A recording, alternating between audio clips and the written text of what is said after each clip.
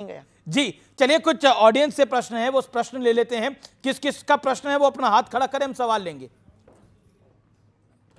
महाराज जी, क्या साधु सन्यासी और कथावाचकों के मंच पर नेताओं का आना उचित है?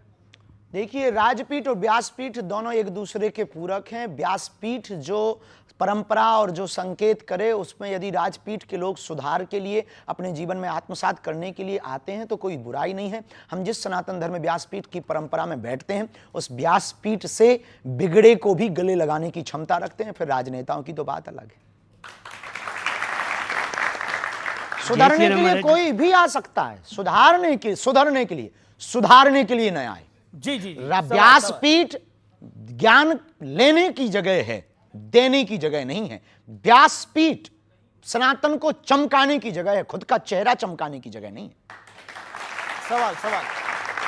जय श्री राम महाराज जी, मेरा प्रश्न ये है कि हमें मंदिर जाके पूजा करनी चाहिए या घर पे नाम जप करना चाहिए? क्या चीज मंदिरों बेटर की है? व्यवस्था इसलिए क्योंकि हम मंदिर जाएंगे तो हमारे आदि जगत गुरु शंकराचार्य भगवान ने, जब बौद्धिज्म बहुत ज्यादा बढ़ रहा था, जब बहुत ज्यादा धर्मांतरण हो रहा था मतांतरों के कारण, मतभेद के कारण, उस वक्त कम उम्र की आयु में आदि जगत गुरु शंकराचार्य भगवान, जो स्वयं शंकर का ही अवतार थे, चारों मठों की उन्होंने स्थापना की।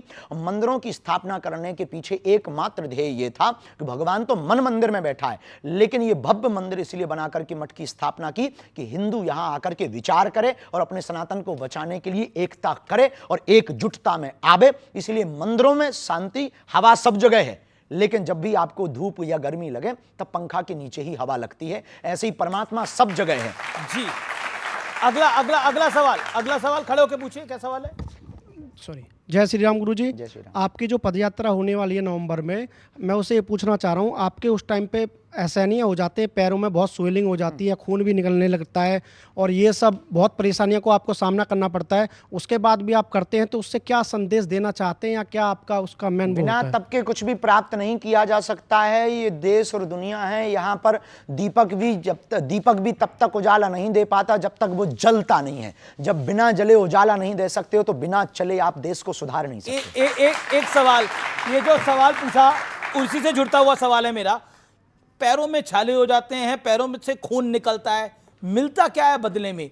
और विपक्ष गालियां ही देता है। या फिर कहें कई आपके जो विरोधी हैं वो आपको गाली ही देते हैं। क्या कहना चाहते हैं? कुछ नहीं, धन्यवाद है, सेम टू यू है उनको। अच्छा, एक आप पर आरोप है, आरोपों की झड़ी लग रही है। सवाल ले लेते हैं, क्या सवाल है आपको, बोलिए। सर, छत्तीसगढ़ बस्तर का हूँ सर। बहुत अच्छी जगह है सर, सवाल ये है कि धर्मांतरण को लेकर जो बस्तर में भोले भाले आदिवासी जो धर्मांतरण का शिकार हो रहे हैं, उसके लिए आपकी योजना क्या है सर? क्योंकि हर दूसरे दिन यात्राएं हम कर ही रहे हैं, भविष्य में छत्तीसगढ़ में रथ यात्रा करेंगे और उसकी योजना सिर्फ यही है कि हिंदू को स्वयं जगना पड़ेगा। एक अकेला धीरेन्द्र कृष्ण शास्त्री की जिम्मेवारी नहीं है भारत को हिंदू राष्ट्र बनाने की, हॉस्पिटल बनाने की या धर्मांतरण रोकने की। इस देश के प्रत्येक व्यक्ति को बाबा बागेश्वर बनना पड़ेगा, तभी भारत हिंदू राष्ट्र होगा। जी, लेकिन अब मैं आप पे, यही हमारी योजना है। आप पर एक आरोप है कि आपका पॉलिटिकल झुकाव जो है वो एक पॉलिटिकल पार्टी की तरफ है। नो, बिल्कुल भी नहीं। ऐसा हमसे कहा सब जाता जुड़े हैं। हमसे हमारे मध्य प्रदेश के कांग्रेस के पूर्व मुख्यमंत्री कथा करवाते हैं, कमलनाथ जी।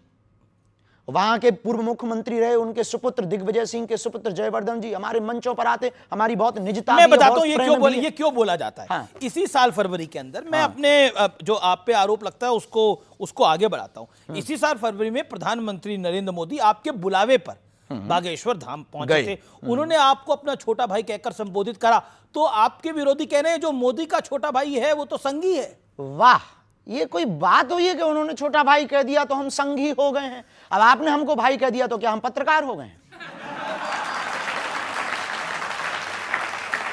ये आरोप वाले भी ना बिना खुजली के आदमी हैं। लेकिन अब मोदी जी ने आपको छोटा भाई कह इसमें दिया, दिक्कत वो भी क्या आपको विवाह की सलाह देके गए थे। जी, वो भी तो विवाह की सलाह देके गए थे। निश्चित रूप से वो बहुत, उनका विजन मिशन बहुत अच्छा है। हम इस बात में, देखिए, हम एक बात कहें, वो प्रधानमंत्री हमारे हैं और इस देश के प्रत्येक नागरिक के प्रधानमंत्री हैं। प्रधानमंत्री का कर्तव्य है प्रजा से प्यार करना। जी। ये प्रधानमंत्री क्योंकि उस पद पर बैठे हैं, उनका प्रजा से प्यार करना कर्तव्य है। और हमारा एक पीठ के पीठाधीश्वर होने के नाते, एक सनातन के सिपाही होने के नाते हमारा कर्तव्य आमंत्रण देना। हमने सबको आमंत्रण दिया और आपके मंच से हम फिर कहना चाहते कि 2026 में 15 फरवरी को फिर से 300 मातृ पितृहीन हम बेटियों का विवाह करवा रहे। यदि किसी पार्टी के नेता के अंदर भाव जगे, हमारी प्रार्थना है सपा, बसपा, कांग्रेस, बीजेपी और निर्दलीय जितने दल हैं उन सब से प्रार्थना है, उनके चीफों से प्रार्थना है, यदि आपके अंदर भाव जगे हमारा आमंत्रण स्वीकार करें। अब मोदी जी आपको छोटा भाई कहते हैं। वो हमें छोटा भाई कह के गए, ये लोग और आवे तो हमको और छोटा कह दें, हमें दिक्कत नहीं है, या बड़ा कह दें, हम मना नहीं करेंगे। सबके भाव है, उनका विजन मिशन बहुत अद्भुत है। इस देश में ऐसा प्रधानमंत्री आया जिसने राम की भी चर्चा की और आम आदमी की भी चर्चा की, खेल की भी चर्चा की तो रेल की भी चर्चा की। एक ऐसा प्रधानमंत्री आया जिनके सामने राम जी भी विराजमान भय, कृष्ण कन्हैया भी बैठेंगे। जी चलिए, आपने कृष्ण कन्हैया की बात करी। मोहन भागवत ने बोला कि अयोध्या, मथुरा, काशी हिंदुओं का मूल मुद्दा है इस देश के अंदर। आप इससे सहमत हैं? हम संभल को भी जोड़ रहे हैं, संबल को भी जोड़ रहे हैं। देखिए ऐसे समझो, बिना तर्क के थोड़ी समझना है। तुम लोग ना तुरंत ताली ठोकते हो। त्रेता में राम जी प्रकट भय, बात सही है, तो अयोध्या में राम जी बैठ गए। अब आता है दूसरा युग, कौन सा? द्वापर, तो बैठेंगे कौन?